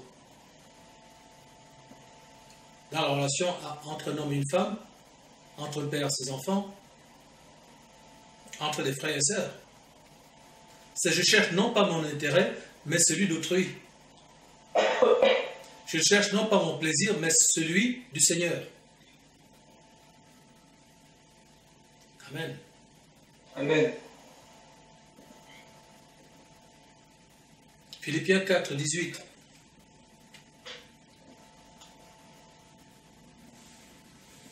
Et c'est bien ce que Janie et Franck ont fait, n'est-ce pas? Hein? Voilà. Janie, elle avait mal, mais on lui dit, prie pour ton frère. Et comme ça vient du Seigneur, Franck lui-même a reçu qu'il doit contacter Janie pour qu'elle prie pour lui. Et Janie est déjà disposée par le Saint-Esprit à prier pour Franck. C'est énorme. Janie a un mal intense. Mais il faut qu'elle s'occupe du bien-être de son frère et non pas du sien. Et c'est en s'occupant du bien-être de son frère qu'elle-même, elle est guérie. C'est ça la définition de l'amour. Donc vous voyez que, bien-aimés, vous êtes des paroles vivantes. Vous êtes la démonstration vivante de l'amour de Christ, de Yahushua. Philippiens 4, 18. J'ai tout reçu et je suis dans l'abondance. J'ai été comblé de bien en recevant par Épaphrodite, ce qui vient de vous comme un parfum de bonne odeur, un sacrifice que Yahweh accepte et qui lui est agréable. Voilà, il y a toutes sortes de sacrifices. On est bien ici dans l'église, hein? On est bien dans l'église. Mais, oui. Non, en fait, pardon de t'avoir coupé. Hein, Non, je t'en prie. Je suis en train de penser, il y a le soleil qui est éclatant, qui éclaire mon visage là. Amen. Amen. Et je suis en train de penser à ce que je prends pour une tribulation, mais qui en fait rend gloire à notre Seigneur, notre Père. C'est que depuis 2-3 semaines, là, j'ai plus de chaudière. Ah bon? J'ai plus d'eau chaude. Oh là là. En fait, j'en ai pas encore parlé parce que, bon, j'attendais de voir, mais là j'entends ce que tu nous ton enseignement, et ça va complètement avec ça, quoi. C'est-à-dire qu'il y a 2-3 semaines, ma chaudière n'était pas encore en panne, mais elle commençait à avoir des signes de faiblesse. J'ai appelé le plombier, donc il m'a pris au téléphone, hein, et j'ai jamais eu de problème pour l'avoir au téléphone. D'accord? Oui. Et il m'a dit qu'il était débordé, mais je lui ai dit, il n'y a pas d'urgence, elle n'est pas en panne. La chance. Voilà. Je vais laisser la porte ouverte. Et alors, c'était un mercredi, j'ai dit jeudi, vendredi, si vous pouvez, si vous ne pouvez pas. Enfin, ça s'est passé au téléphone de vive voix et après par SMS aussi. Hein. Oui. Et je lui ai dit, je laisserai ma porte ouverte et vous viendrez quand vous pourrez. Donc, j'ai pris un engagement avec lui. Ah ouais. D'accord? Donc, j'ai dit voilà. Et entre-temps, donc, ma chaudière est tombée en panne. D'accord? Oui. Donc là, ça devenait urgent. Et je l'ai appelé plusieurs fois, impossible de l'avoir. Impossible. J'ai envoyé des SMS, j'ai téléphoné, impossible. Et une seule fois, il a décroché et il ne m'entendait pas. Wow. Il ne m'entendait pas. J'ai jamais eu de problème pour l'avoir. J'ai appelé son téléphone fixe, sur son téléphone portable. Il ne m'a jamais rappelé. Et c'est quelqu'un, quand on est dans l'urgence, par le passé, j'étais dans l'urgence, à chaque fois il venait. Même une fois, comme j'avais été absent, j'étais malade. Et en l'occurrence, j'ai une facture qui était vieille, qu'il n'avait jamais établie. Il a établi, quand j'étais absent. Donc, du coup, je lui ai réglé quand je suis rentré, quelques mois après, quoi. Et il est quand même venu quand j'étais en panne. Malgré ça. Donc, il aurait pu mal le prendre, dire, c'est un mauvais payeur, etc. Hein, il est venu. Je l'ai appelé, j'étais en panne, il est venu. Et cette fois, je l'ai appelé, je l'ai eu, il était débordé, je lui ai dit, venez quand vous voulez, je laisse la porte ouverte, en toute confiance, et tout, on a discuté. D'accord? Il n'est jamais venu. Je l'ai appelé plusieurs fois et ça n'a... Voilà. Et à la fin, j'ai dit, écoute, Père, eh bien écoute, moi je l'ai appelé, hein, selon Philippiens 2,13, hein, tu mets en chacun le vouloir et le faire selon ton bon plaisir, et bien maintenant, c'est entre tes mains. Et en fait, il se passe aujourd'hui, ce qui se passe, c'est que, pareil, en même temps, 1 Corinthiens 10,13, en même temps que la tribulation, le Seigneur qui est fidèle m'a donné une possibilité pour passer au-delà. C'est-à-dire que tous les matins, je vais plutôt me laver au travail. Il y a une douche au travail.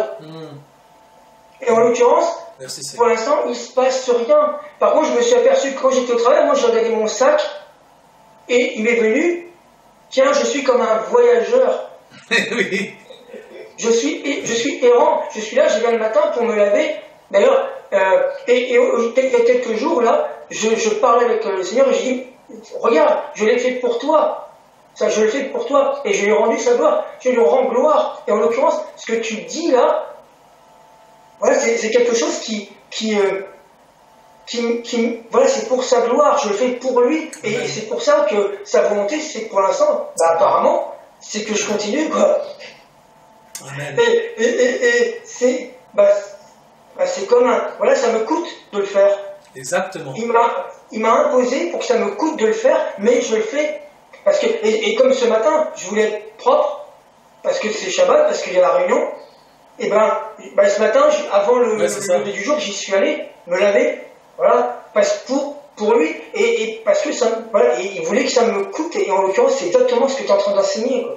C'est fantastique, parce que le Seigneur, c'est fantastique. Il est en train de te confirmer par la parole de l'enseignement dans l'Église ce qu'il est en train de faire avec toi. Oui. C'est magnifique. Il le confirme par l'Église. C'est magnifique. Oui. Donc, vous voyez bien aimé que c'est ce thème qui continue. Donc, c'est ça le thème de la réunion que moi je ne connaissais pas. Hein. Finalement, c'est ça le thème de la réunion, bien aimé. C'est que nous allons recevoir des choses du Seigneur selon la conduite du Saint-Esprit. Nous connaissons sa volonté, mais nous croyons que sa volonté, c'est juste les bases juridiques. C'est bien plus que ça. Parce que beaucoup de gens connaissent les versets. Hein? Ils peuvent avoir des révélations des versets. Mais il y a une autre chose. C'est la soumission à la conduite spirituelle. C'est la manière par laquelle le Seigneur veut se glorifier, qui fait que ça va nous coûter au moment où nous voulons être au bénéfice de sa grâce.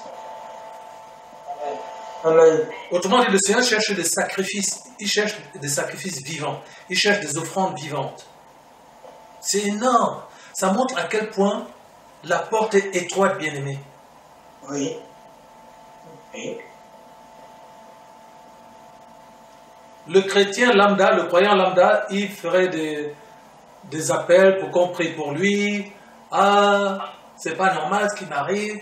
Ah, peut-être qu'il se révolterait. Il faut prier ma soeur, il faut prier mon frère, mais il faut prier, tu pries pas assez, prie encore. Il faut jeûner. Voilà. Mais tout ça, c'est juste la religion. C'est-à-dire que tu mets en place un processus classique, je dirais presque automatique. C'est un rituel, en fait. Aller dans des jeûnes de prière, aller dans des veillées de prière, etc. Mais tu n'écoutes pas la petite voix du Saint-Esprit. Ou c'est entre toi et le Seigneur, et ça va te coûter.